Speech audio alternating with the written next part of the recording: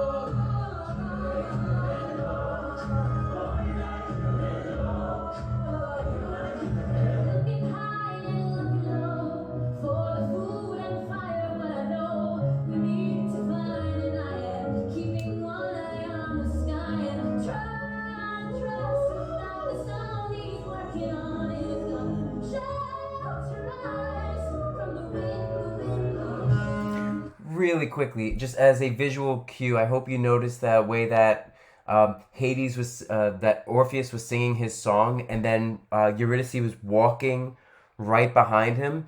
This is what the end of the play looks like as well, right? It's Orpheus walking away from her, but he's completely unaware of the fact that she's there.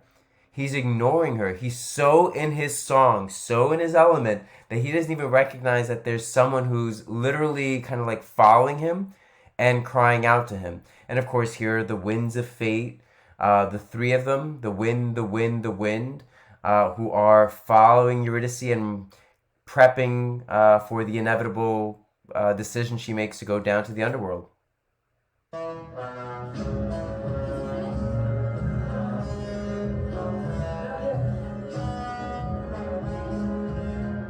the darkest time of year, why is it so bright down here? Brighter than the carnival.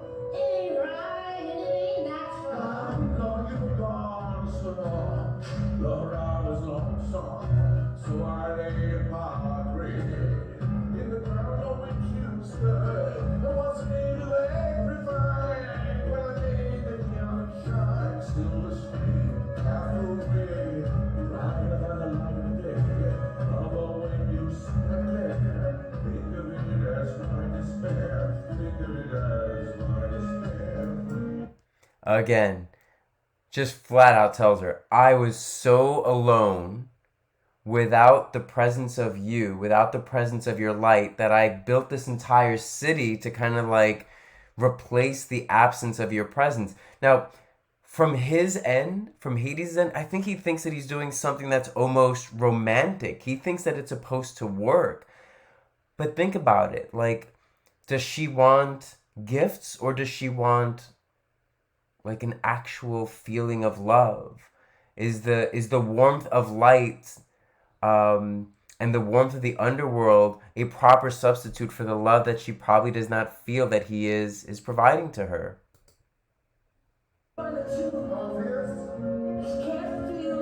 They're out of tune.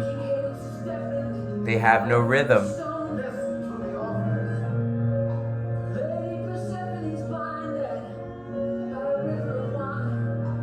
They're both at fault.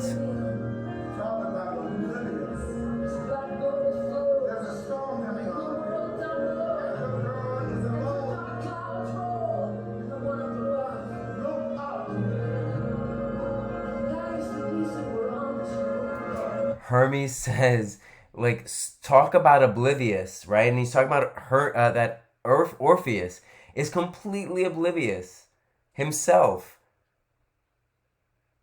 Persephone is oblivious because she's been drinking that wine, but he's drinking his own wine. He's so into his own element right now that Hermes is pointing out, like, look, man, you're totally missing on the fact that Eurydice is looking for you. Eurydice needs you in this very moment, and you're missing out on the present because you're thinking about something different.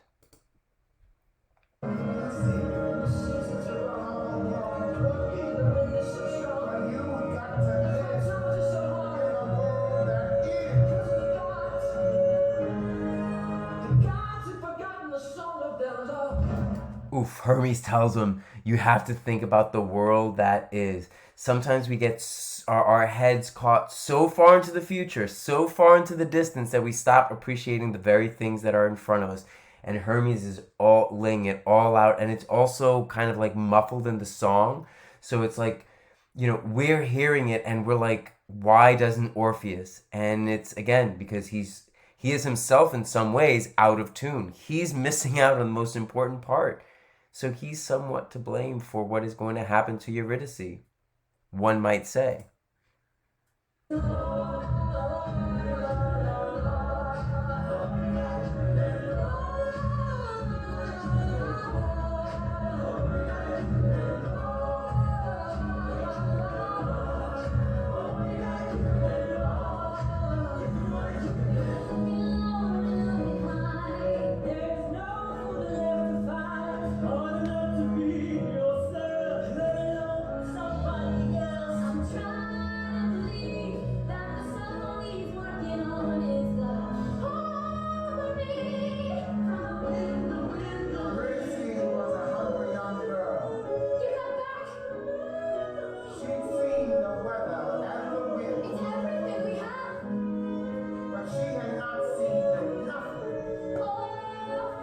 She screams out to him, but he can't hear her.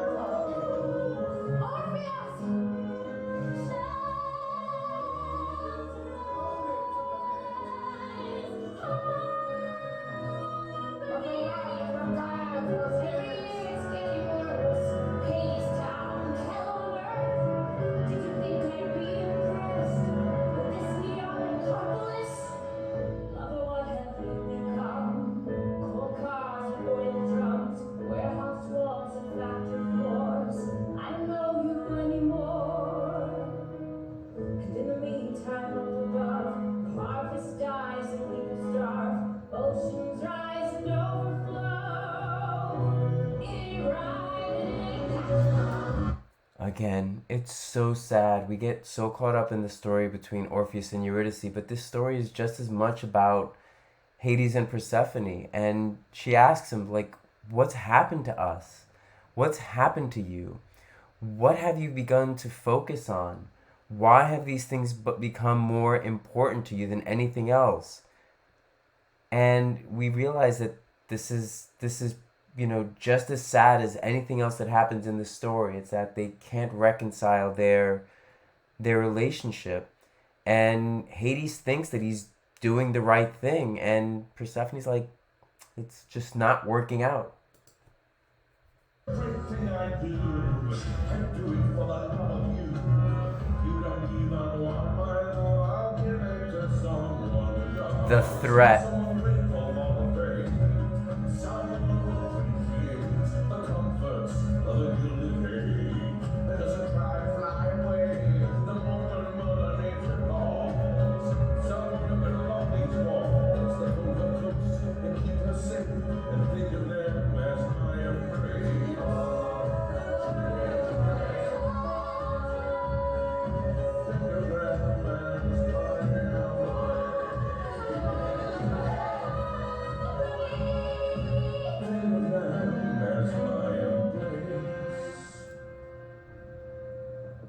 Of you. Oof, really quickly, right? Because this symbolism here is going to get picked up in the very next song, which is called Hey Little Songbird, where Hades speaks directly to Eurydice. I mean, if you want to know the depths of the sourness of their relationship, when Persephone complains about the nature of their relationship, he basically says, "You know what? If you don't like my love, maybe I'll just go out there and I'll find someone else who does. There's plenty of other girls out there who would love to be taken care of by a man, who would provide them with a gilded cage, a golden cage," right? Basically, yeah, maybe I'm going to imprison this person, but like they'll be happy to be like caged in the way that I'm providing it to them, right? It's a golden cage, it's wealth, it's attractive. And the cage is to keep the person from flying away. And the person here is going to be a sweet little songbird. And that's Eurydice. And that's the symbolism that gets pulled up in the very next song. Someone who could love these walls that hold her close and keep her safe. What is Eurydice crying out for? Shelter me, harbor me, right? From Orpheus. And he's not doing that. And you've got this blend of two different styles, one which is like the perfect relationship, loving in the form of Orpheus, and then you've got the other side, Hades, who's like willing to give you all the comforts of the world, but is like not doing it out of any kind of like sense of love, but out of a sense of kind of like feeling like he's fulfilling his role as a man, and it makes him feel good about himself because I can take care of this woman. It's this really stark difference between the two, that's very, very important for us to see, because the play wants us to ask, like, who's wrong here? What's the balance? Can these two individuals who are somehow themselves out of tune kind of like come together to become a perfect version that can model for us what real love should actually look like? So these very simple songs have a lot of depth to them, and I hope that this has helped you understand them.